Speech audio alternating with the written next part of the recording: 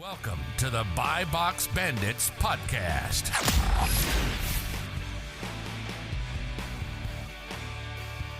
What's up, everyone? Welcome back to the Buy Box Bandits podcast. So we've done over 180 episodes of the Buy Box Bandits, and every single one of them has been centered around selling on Amazon. Today, we have a guy that I've known for several years who's here to talk about selling on Walmart specifically. So Noah said he sold over 290 grand on Walmart last month. So we're super excited to touch on it. Literally even sounds weird to say here and all that. But the cool thing is what I've been seeing with some people is that, Walmart's something you can add your Amazon biz pretty easily, just cross-listing FBM inventory and everything. Now's the best time to do it just with Q4 on the way. If you guys haven't yet checked out Boxum, make sure you do. You can get 2 weeks free on our website, boxum.com, listing, analytics, shipments, whole bunch of good stuff on the way with that here, man. But good to have you here now. Great to be here. Happy to be on the podcast. Yeah, 100%, dude. So I used to watch your YouTube videos back in the day. I believe like 3, 4, 5 years ago, primarily talking about drop shipping on Amazon, if I'm not mistaken, right? Yeah, so that's primarily how I worked with wholesale suppliers. I sell a lot of bulkier items, so a lot of them can't be shipped via FBA. So a lot of the suppliers, they have a drop ship fulfillment. Yeah, and which is actually allowed. Like that model is actually allowed on Amazon as long as it's not from retailers that are, doing it incorrectly and everything. But just in general, in respect to selling on Walmart, which literally even feels weird to even say because I'm so used to saying selling on Amazon. What made you get into the Walmart side of things? And like, how's that been going for you? Obviously, huge revenue numbers, which is you've done about like 5x what I've heard of anyone else doing. So you're a perfect man for this episode. Yeah, so if that sounds weird, I also sell on Target. But with Walmart, what got us started there was we were just looking for different channels to diversify. Also, so I have a business that I'm a part owner of. We sell funeral products, and we have our own product line. So we sell it on Amazon. We sell on basically a lot of different retail sites, and we were just looking to expand that to the Walmart marketplace. I didn't really see the potential there for OA or just products that you would really just sell on Amazon. But as I started to sell more, I started to look at like what other products sell because a lot of my wholesale suppliers also have access to other products, and I noticed movement there. And then it just started to snowball, as well as with Walmart's growth. Once you're like looking at the ecosystem, you see, okay, these guys are serious, because when I started, they didn't have WFS, they didn't have a lot of these programs, and then like every year they're adding something new, so they're growing very quickly. It's crazy. Once you like Miles, and you've probably already seen this, if you're doing OA or just like randomly sourcing on Amazon, if you start to look at those same sorts of items on Walmart, the price difference can be $5, $10, $15 higher than Amazon. Right. And so obviously we'll get into some of the things about how to like differentiate and distinguish between velocity and different products on Walmart. But to the Amazon seller that is only and solely focused on Amazon, what's the 30-second pitch to Walmart? It's just another way that you can. I mean, for me, it was another way that I can almost double my revenue without really just any effort, because it's just another sales channel. Once you have the product, that's the main thing. And if you already have a profitable outlet on Amazon, there's barely any effort, or barely any risk, I should say, to going ahead and offering that same product on Walmart. And I would say that's how most Walmart sellers get started, is just cross-posting either from eBay, from Amazon, liquidating bad buys, all of that good stuff, or bad stuff. And then you start to source for the Walmart marketplace in itself. And people think Walmart's small, but you're just so used to Amazon being massive. And with Walmart, they have over 100 million active buyers. They're not eBay. They're not any of these small sites. They're a massive e-commerce platform, and they're putting a lot of money into it. So it's just a way that you can always go ahead and really just grow your revenue and your profits without doing a lot of effort. That's a good answer. And it's as simple as simply just looking inside your catalog. Just look at it. Trust us. Look at the products you already have. And you may not even have any understanding of velocity yet, but that's fine, right? List some of them FBM and just see what happens, right? The first thing that you'll probably notice is that the fees across the board are generally less than Amazon, which is cool. Yeah. What's the breakdown of the fee difference specifically?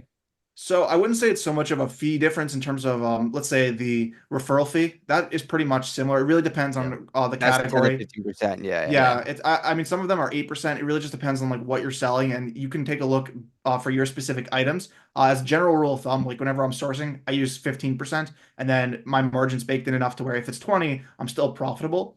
But I would say where the big difference comes in is that a lot of items, like you said, are selling for a little bit more, or they could be selling for a lot more. It just depends. And then the other thing is that if you're using WFS, the fees tend to be a lot lower than FBA. There's That's no what I've placement seen. fee, Yeah. right? The shipping fee, I think I paid for one of my shipments, I paid recently like 7 cents per pound. Mm. Um, and those are just numbers that I remember. Like I was watching you, and I was also watching I was watching Garrett. I'm watching I forgot his name. Warner. Warner. Yeah. Warner, and he was paying like 20 cents per pound. You don't hear those numbers in Amazon anymore. It's always like 40 cents something per pound. So just the money you're saving in the fees alone also makes it more profitable.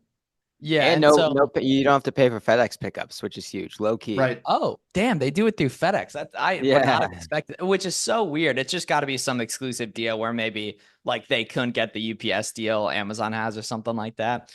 Yeah. And so your current setup, like, so it sounds like you're doing a lot of WFS. You're not just cross listing FBM inventory, Amazon FBM, Walmart FBM.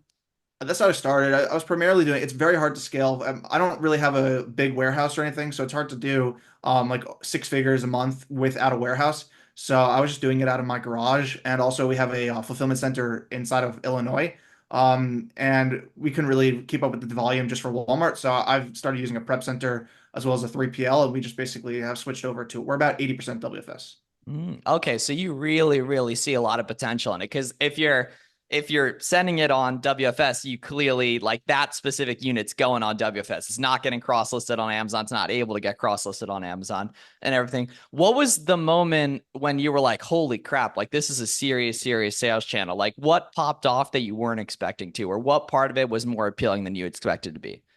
Yeah, so I've been selling there for 5 years, and I've seen the ups and downs. In 2019, when I first started, it was a completely different ball game. I think my first year, I did maybe like, I probably did less than 50,000. I don't know, I'd have to check. But after about 2 years of selling there, the returns were the worst play. Like, if you think returns are bad on Amazon, returns on Walmart back in like 2020, 2021. I mean, I think I did maybe 50K in revenue in 1 month, and I was like, wow, I'm rich. And then you look at the returns, and I lost about $5,000 that month because customers were just, they'd say like the item never arrived. The item, it was bad, and Walmart would immediately refund them. So with that, it was just like I was like, okay, this marketplace is not serious. And then like I was just putting it in the back burner, and then I started selling there more in about 2022. I'd say like November of that year, and then early 2023. And I just started to list more of my other catalog. So not my funeral products, not any of that stuff, because I have access to a lot of like home decor or household lighting, and I put those on Walmart, and I started to like continuously grow that. And then I was like, all right, let me think about like what the Walmart customer likes. So I started to reach out to grocery wholesale suppliers, started to sell grocery, toys, and other stuff, and that's really where you start to see the volume. And then in about, I would say, sometime this year, I did about $70,000 in sales, and I'm like, that was much easier than Amazon because I'm basically just like going ahead. There's no placement fees. You don't have to deal with any of that. I'm just sending it to WFS. They take care of it, and I'm making more money for less sales. And that's kind of where I'm just like, okay, this is where I need to be focusing a lot of my effort. The shipment flow is wildly more efficient too. Yeah. Like sending in FBA or I guess Walmart shipments. WFS, yeah. Yeah, in my mind, W. it's kind of like a catch 22, right? Because if you think about just like the Walmart ecosystem, there's not a ton of softwares yet. But a lot of that has to do with probably the lack of sellers that have come over. Yeah. And in the seller's perspective, it's like, all right, well, there's not a lot of softwares over there, so I don't want to go over yet because there's not as much information. So it's like, what comes first in the Walmart ecosystem to really blow it up? The software or the seller? You know what I'm saying? And so, like, what's your opinion on that? That's a good point. I didn't think of it that way. I always thought of it that more sellers were going to be, I would say the more serious sellers were going to be interested because of the lack of software. I know that you guys are OGs in the Amazon space. Even back then when we started, like 2016, 2015, all that time, we still had Keepo. We still had, I know Yeah. SellerAmp was around then. So we really did have data. With Walmart, everyone keeps comparing it to like 2020 of Amazon. Like I've been on this platform, and I know people who've been on it since like 2000, and that's what it's kind of like is you don't have any data.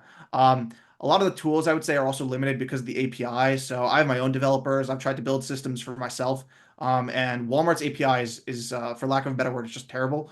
And there's a lot of like, there's a lot of nuances and stuff you can go into there. But I would say the softwares will come when also Walmart starts to give out that data. So you mentioned like, velocity and other things. It's hard to really gauge that because one thing is, if you're trying to gauge velocity, on Walmart listings, they don't separate out in the API of online sales versus in-store. So if you're trying to build that velocity, as a seller, you might not want to know about in-store sales.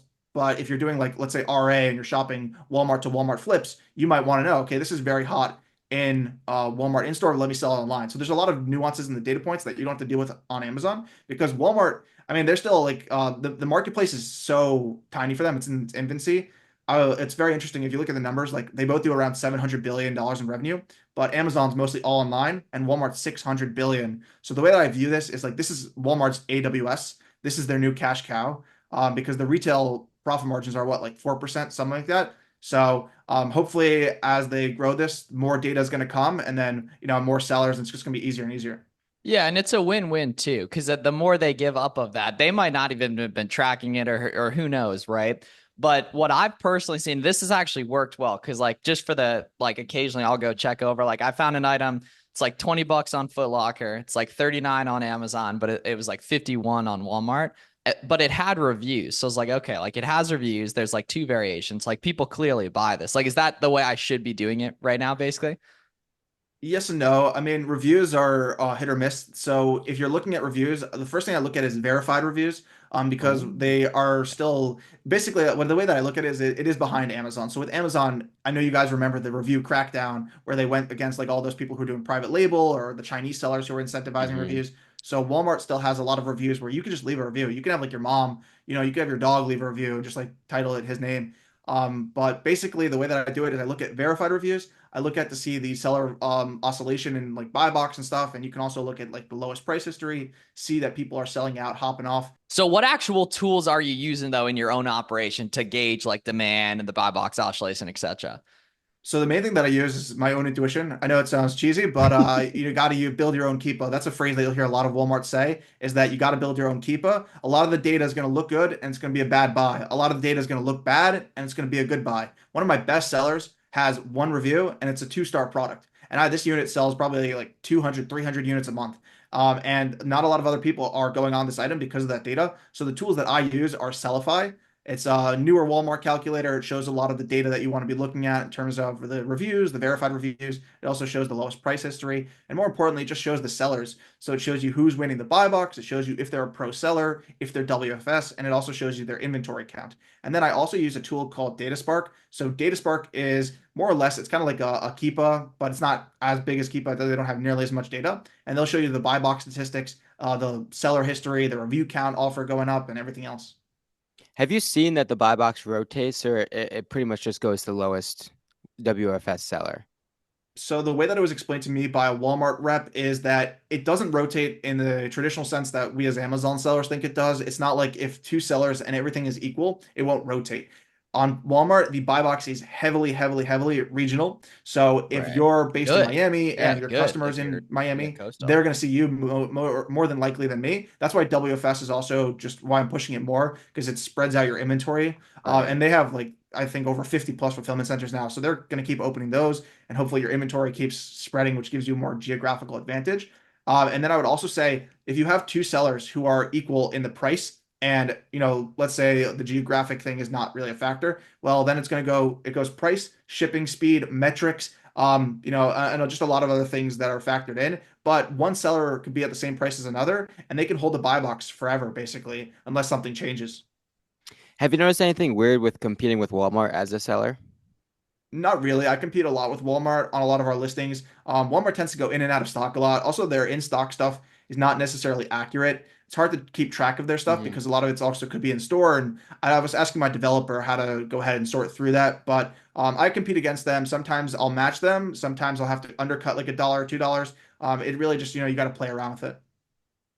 Okay. And then I've heard there's like some weird requirements in terms of actually getting approved for your Walmart account. Is that true? I think you need an Amazon store, don't you? To get approved, I don't think you need an Amazon store. I always recommend it's better to have one because that's their main competitor. So if they see you're selling on Amazon, it's easier to get approved. What I would say is the main thing is that they want to see that you have experience. So a brand new LLC formed yesterday is probably not going to get you approved. Also, the biggest thing that people, I would say, make a mistake on is having correct information. So your EIN information needs to match your business information, as well as just like if they look at your Amazon account and they see like supplier flow, and then they look at your EIN and it's just like a completely different name, different address. That's where a lot of people just get tripped up, is you want to make sure the information is also correct. Which just makes sense. You would think they'd try to be welcoming people with any Yeah. possibility, like Yeah. anyone that had with a pulse, they'd want to be selling on their platform. Yes and no, because they also have a huge counterfeit problem as well as just other issues. So I mean, it's like you said, you used that phrase before. Catch 22 is they want to grow and they want to compete with Amazon, but if you let in everyone, you also let in a lot of the bad actors, and the bad actors tend to make a lot more noise than the good ones. And with those sellers, it just can be detrimental to your platform. So they're trying to be more or less just like very they're trying to still be Strategic, picky, yeah. but they've let on like I probably 300,000 people this year just alone. Yeah, because again, like they probably get paid way more from softwares paying to use their data. Not that they have much, but you would think that they'd just be welcoming in anyone and everyone. Yeah, I mean, we'll see how they play it, because right now they're going through trying to cater to either like a 1P or a 3P seller. Or right now, I think there's a lot of push on Walmart to try and cater to brands rather than resellers. I think the more resellers that get on, they'll see the opportunity. So it was funny because like if you watched their conference, which I think is called like the Seller Summit, you had a lot of these content creators who are resellers meeting with the CEO and meeting all this. So I think they're starting to treat resellers as a viable client, and they're Which is starting to so see, smart. That's So the smart, man. smartest Yeah. thing they can yeah. do. Yeah, because And that like brings a treating ton sellers of, as a new what's that? products onto there. Yeah. Like the Yeah, smartest thing Walmart can do is treat sellers as a partner as opposed to like a subsidiary. Right? Because exactly. again, with all the stuff that's going on with Amazon, that's something that they could actually and legitimately have an edge on. Right? I mean, Yeah, they can't compete with the fulfillment centers. They can't compete with much. However, if they can start to treat sellers like a priority, that is something that can move the needle for a lot of people, right? Because obviously the things we've seen on Twitter and Instagram over the past couple months have been scary to say the least. In terms of fulfillment centers, what have you seen in terms of, are you typically shipping locally? Are you shipping across the country? Like how built out do you think is their kind of fulfillment logistics? yeah. So I'm Miles' neighbor. I live in Jersey, and I'm always shipping to Kentucky. I've shipped to Ooh, Georgia. I've shipped to That's not shipped to terrible. that's yeah. not No, it's terrible, but it's horrible. weird. Why is it not? You'd think it No, would wait. be. So it isn't terrible in terms of like cost, because it's actually very cheap. And also check-in times are actually very decent. What's terrible is that like sometimes I'll ship to PA, and that fulfillment center will take like 2 weeks for some reason, and then I'll ship to Kentucky or Georgia, and those ones will actually get checked in faster. So as you said before, they're still building it up. Their fulfillment center is not perfect. But it's I think they're just trying to open up as many as possible, and there's still going to be kinks in there and whatnot. But I've seen check-in times as low as like 3 days. Like I'll ship it out, and then next week my stuff's selling. Shout out Hazleton, PA, for Yeah, their always fulfillment center. held it down for years, bro. AVP one, yeah, that's the best FBA warehouse in the game, If right? That there, to this day too. Yeah. oh, 100%. It gets there so quickly. If there's one thing that you'd like to change or like to be added to Walmart in the next 90 days, what would it be? Oh, where to start? I would say the one thing I really would like is for them to add more data to the back end. Just working with developers and seeing people talk about the Of course. WFS API and everything else. I think that would just make it easier for a lot of sellers. The other thing is I would just like them to fix the price competitiveness score. A lot of my listings are getting flagged. It's also one of the requirements to be a pro seller, which I guess we'll talk about later on in the podcast. Yeah. But it's just like a lot of items are getting unpublished, even though the same exact item is being sold for more on Amazon, and they're still like for some reason it's just flagging on in their back end. Yeah, what is that concept of pro seller? And you said so, like, because you mentioned verified reviews, that I kind of get, especially on like the pro seller versus not side. I've done a decent amount of research in terms of like just like kind of storefront stalking people and everything. And now that I think about it, I do see verified seller occasionally, but what does that actually mean? So Pro Seller is a program that Walmart has to differentiate between someone who adheres to their standards as well as someone who doesn't adhere perfectly. It's a kind of like a program where if you hit a certain threshold, so price competitiveness score means like they'll rate you on your price compared to third party marketplaces like Amazon or Target, and they want you to be above 60%. So that means that like 60% of your catalog should be price competitive with those marketplaces. They also have like you need to message customers over a 90% success rate. You need to have fewer refunds, fewer cancellations. You need to have on-time shipping. If you basically hit all these metrics, you get what's called a pro seller's badge. Now, what's neat about this is that It does help you kind of rank a little bit in the buy box from what I've heard. I haven't seen that, and I've never heard that from a Walmart rep directly, but everyone says it helps them. And then the other one is It can't that hurt for sure. no, definitely can't hurt. It's also good just if you do attain it, you get discounts on your Walmart fees. So on the referral fees, they give you a little bit of a discount. And there's tiers. There's 1, 2, and 3 tiers. So if you're in the upper echelon, you get a nicer discount on your fees. Boom, that's cool. Is there any ungating for products? Yeah, so it's a little bit similar to Amazon. You don't need 10 units or anything like that. You just need like a receipt. I've used a Walmart receipt to get ungated for Walmart. I've used CVS. I've used Target. I've used Amazon. I'm trying eBay. I want someone mentioned that in my group, so I'm just seeing that if that'll work. And you know they'll basically just accept it. And let's say for Squishmallow, Star Wars, anything like that, you just need to go ahead. You buy the you can even list it before you buy it. See if you're ungated. It'll be like an error status, and then it'll give you the compliance error. Some products are hard gated, like Walmart's own brands. So if you wanted to sell Ozark Trail, you would not be allowed to. But there are some products that you just go ahead and you would ungate for. And the process, it used to take about like a week. Now it's taking anywhere between like a month to 2 months, just because I think they're really backed up on that team. I haven't seen that. I've pretty much only been selling like Gillette and Duracell and stuff on there, but I haven't seen any of the Ungate stuff. You're selling the good stuff. I'm selling like Star Wars and stuff like that. That stuff's backed up. I've been waiting 2 months for my ungate. Oh, damn, they gotta fix that, man. Yeah, it's interesting how like I don't know, it's because I mean obviously these guys are dealing with way bigger problems so more than any of us are and everything. I wonder like what they'll take action with next specifically. How are you doing accounting for your Walmart sales?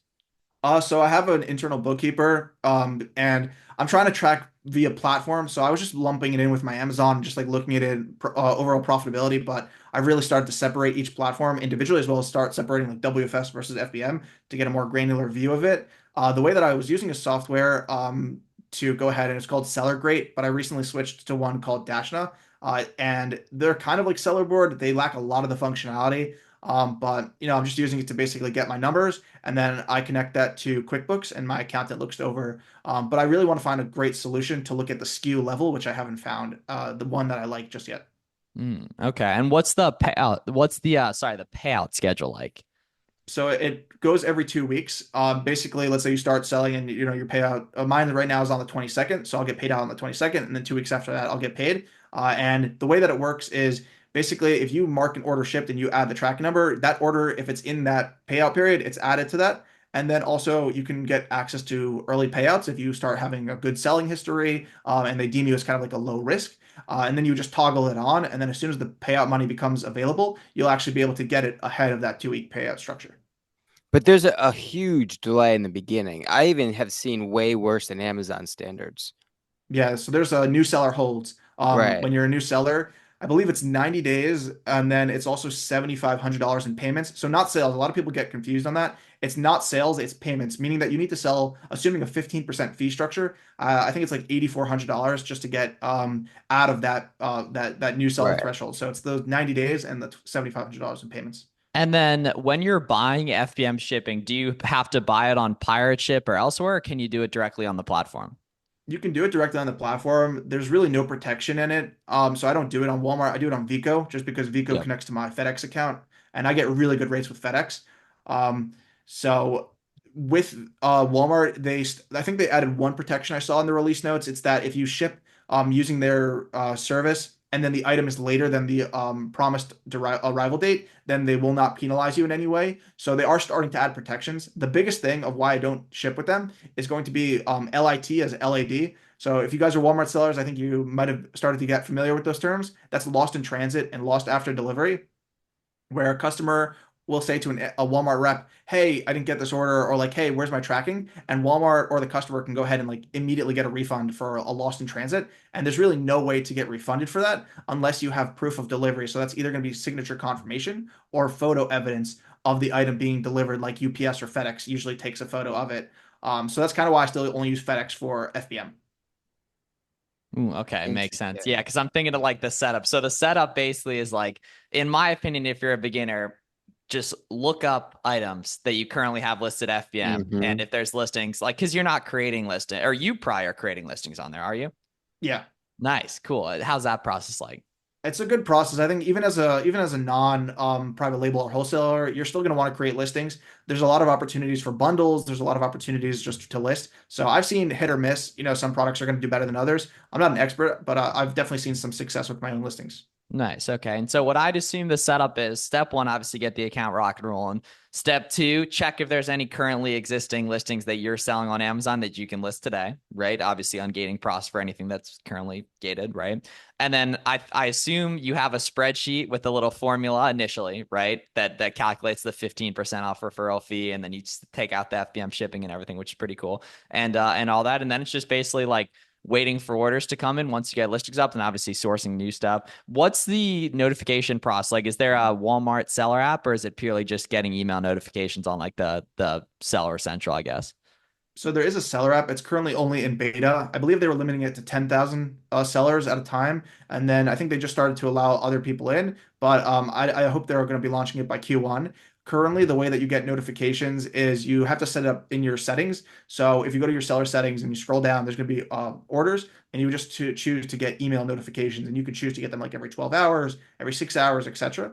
Or you can also go ahead and you can use like a software. I use Seller Great, and then you can set it up either via Slack or via another notification service, and it'll give you a notification every time you get an order. So there's a little bit of different ways to work around, but you can set it up to get an email directly from Walmart.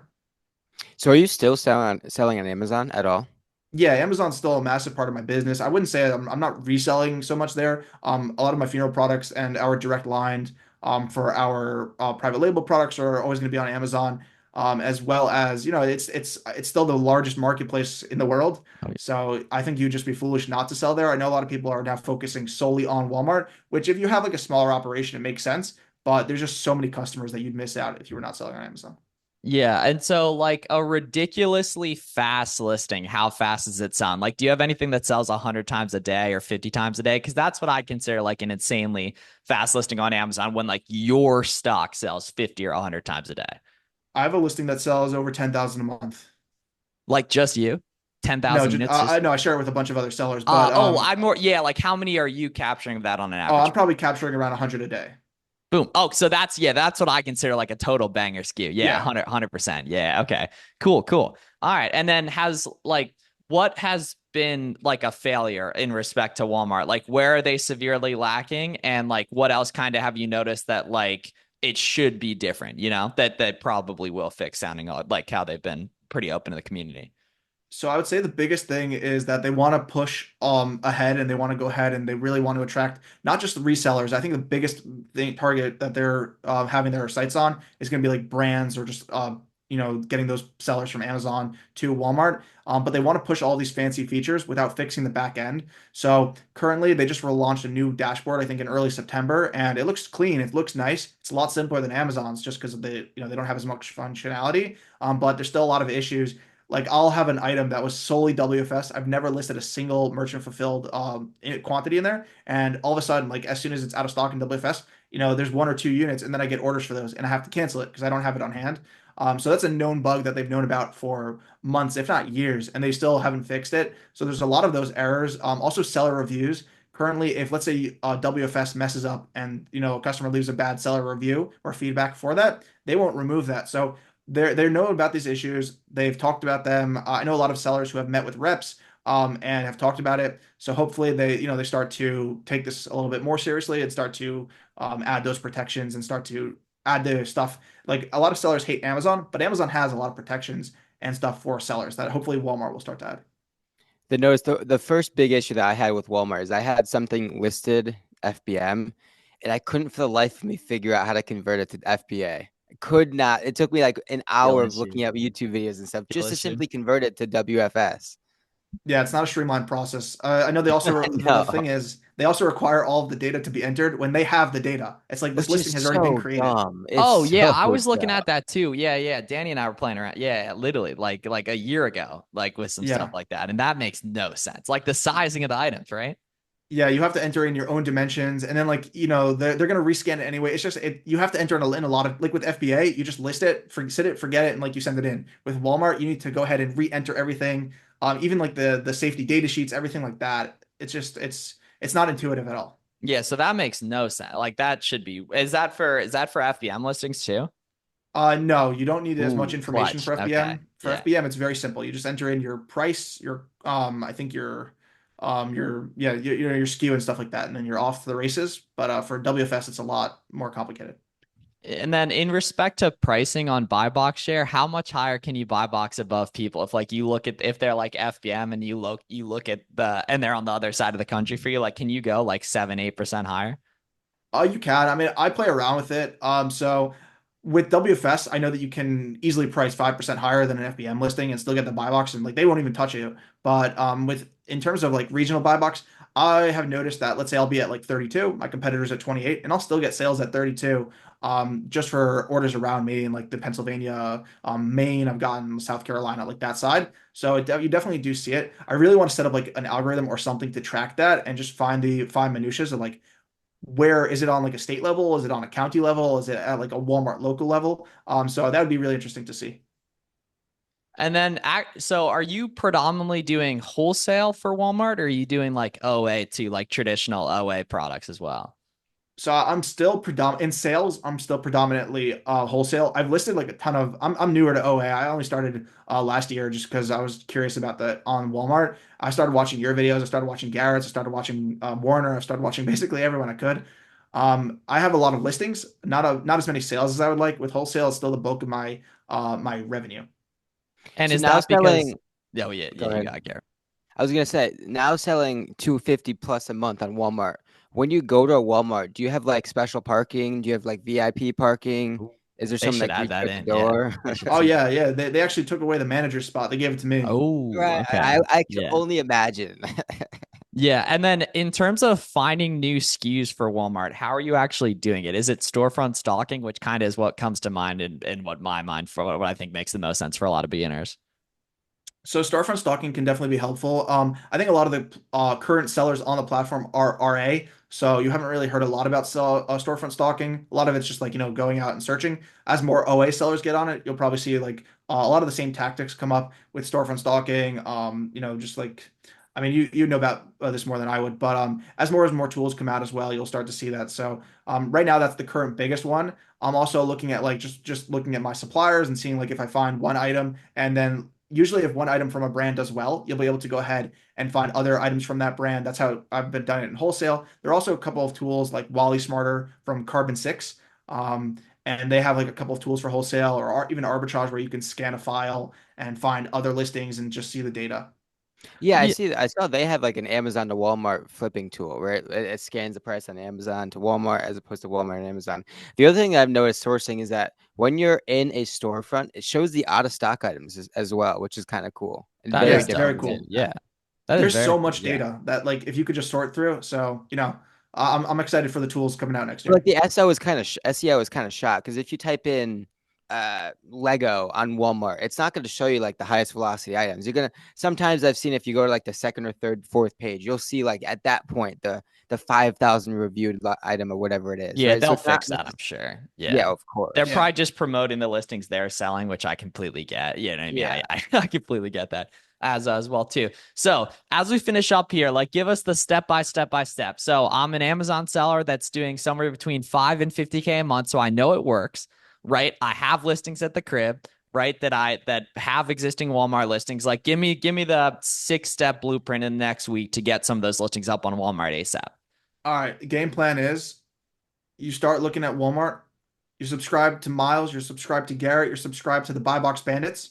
Next, you're going to go ahead, you're going to make sure that you have your business information. So you need your LLC, your EIN, you need basically also just, I would look at the products that you're selling, make sure that your inventory is clean and just appropriate for Walmart. So a lot of people are selling like, you might be selling a product that's not typically going to be do well on Walmart. So they currently allow you to sell Nike, but that was used to be like a sore spot for them that I know a lot of people applied in like 2022. We're having trouble with. But assuming all of that, you apply. Then after you get approved, the next step is you're going to go ahead and you're going to list your items. So the first items that I would sell as an Amazon seller is first off, you have a lot more data than you think. You are used to sourcing. You are used to looking at listings. And like the sourcing is one of the biggest things that as a newer seller you have to learn. If you've already learned that, learning a new platform is actually pretty easy in my opinion. And from there, you're going to go ahead, you're going to list any item that you had that was liquidated, any item that you were gated in, any item that was not profitable on Amazon. Take a look at it, basically look at your dead stock and sell it on Walmart. That's where I started. That's where I recommend every single Amazon, eBay, or any other seller start. And then once you start to get a handle on the platform from already products that you've spent the money. So you've already spent the money. This is risk-free. You're just learning the platform with products that you've already, lost money on. And then from there, you can start to use the data and the knowledge that you get from that and to start buying profitable inventory for Walmart and start specifically sourcing for there. Yeah, I also love the idea of going to like the outlets and just like if there's something that the outlets have heavy stock of, just like listing it and seeing what happens. You know what I mean? Because like that is also a way to get proof of concept for free. It's obviously And yeah, then show up every 2 days and collect your check. Huh? I said show up every 2 days and collect your check at the outlet. Yeah, exactly. Right. Naturally, like, sure, okay. Do you risk what if they sell? It's like, sure, okay, don't do it. You know what I mean? But everything. But that's actually a really good strategy for beginners on Amazon too. The list buy later. Well, you just obviously have to be prepared. Like you might have to drive extra and find some different units or whatever too. And that's why like sourcing with a pack is huge because then someone else can just fill too and everything. And then where can people find you on socials, man, to take a look at some of your videos? Your Walmart YouTube videos were popping up. Hence why I thought of even having this episode in the first place. It's perfect. Appreciate it. Yeah, so my channels are all Noah Mincis. It's it's just the same on Instagram, Twitter, as well as YouTube. One other thing I just want to quickly mention that we didn't cover is going to be returns. So returns are just going to be a bigger aspect of your business. In terms of WFS returns, they're pretty simple, similar to Amazon. You can either choose to have them disposed of, or you can choose to have them resold if they're in good condition or sent back to you. Walmart customer service tends to be like hit or miss. I had an item that was damaged. They called me up and said, "Hey, what do you want to do with this?" I've never gotten a call from Amazon, and they they sent it back, white glove service. Other times you'll get I sent in like I think I sent in like a Taco Bell sauce, and I got back like a pair of Adidas shoes. So I mean the trade is definitely in my favor. Arbitrage. Yeah. But like I'm just like, it's not my item. So you can get, you can create cases and stuff like that. A lot of times they'll also, the returns are handled through Walmart stores themselves. So a customer could bring the return to Walmart. And like I've had the Walmart reps accept like the most disgusting items as well as just items that are completely incorrect. So it is hit or miss with that. And then in FBM returns, it's just a process that Walmart's figuring out right now. Hopefully they'll add more per seller protection and stuff as the platform grows. But you got to take the good with the bad, and it's just more profitable. It's a new avenue, so it's been worth it for my business. Cool. That's what's up, man. So yeah, guys, check that out and follow up with Noah so you guys can see more of what he's up to and respect that and consider adding Walmart to part of your business too. Appreciate you coming on, Noah. Appreciate everyone listening, and we'll see you guys in the next one. Let's get after this Q4, y'all.